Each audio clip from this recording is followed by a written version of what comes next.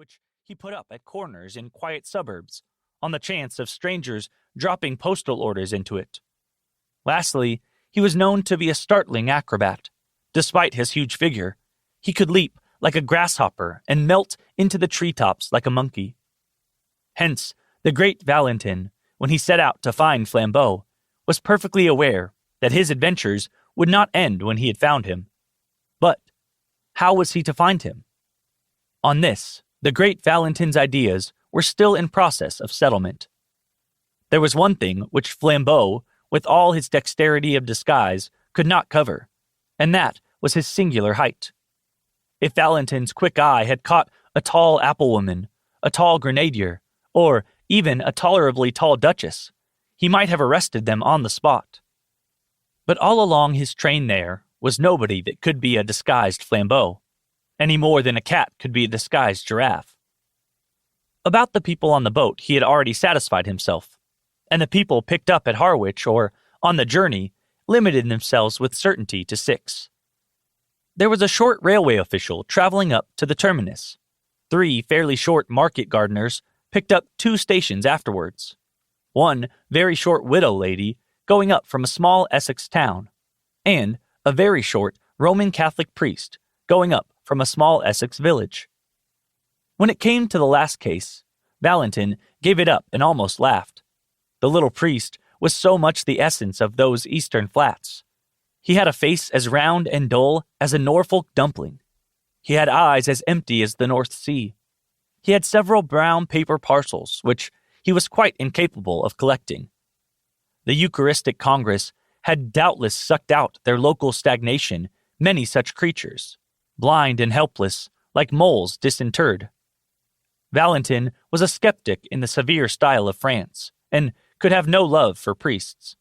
But he could have pity for them, and this one might have provoked pity in anybody. He had a large, shabby umbrella, which constantly fell on the floor. He did not seem to know which was the right end of his return ticket.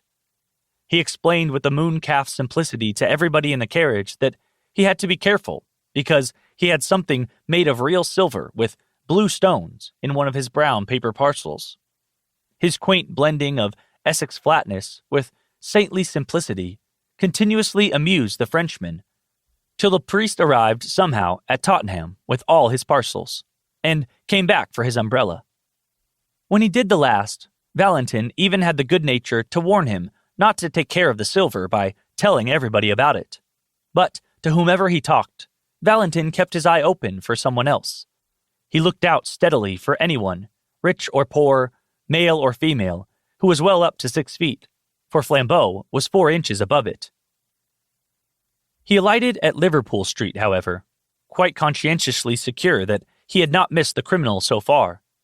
He then went to Scotland Yard to regularize his position and arrange for help in case of need. He then lit another cigarette and went for a long stroll in the streets of London. As he was walking in the streets and squares beyond Victoria, he paused suddenly and stood. It was a quaint, quiet square, very typical of London, full of an accidental stillness. The tall flat houses round looked at once prosperous and uninhabited. The square of shrubbery in the center looked as deserted as a green Pacific islet. One of the 4 sides was much higher than the rest, like a dais, and the line of this side was broken by one of London's admirable accidents, a restaurant that looked as if it had strayed from Soho. It was an unreasonably attractive object, with dwarf plants in pots and long striped blinds of lemon yellow and white.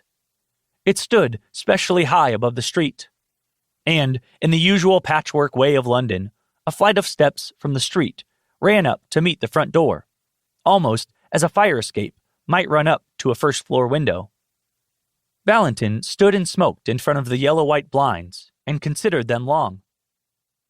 The most incredible thing about miracles is that they happen.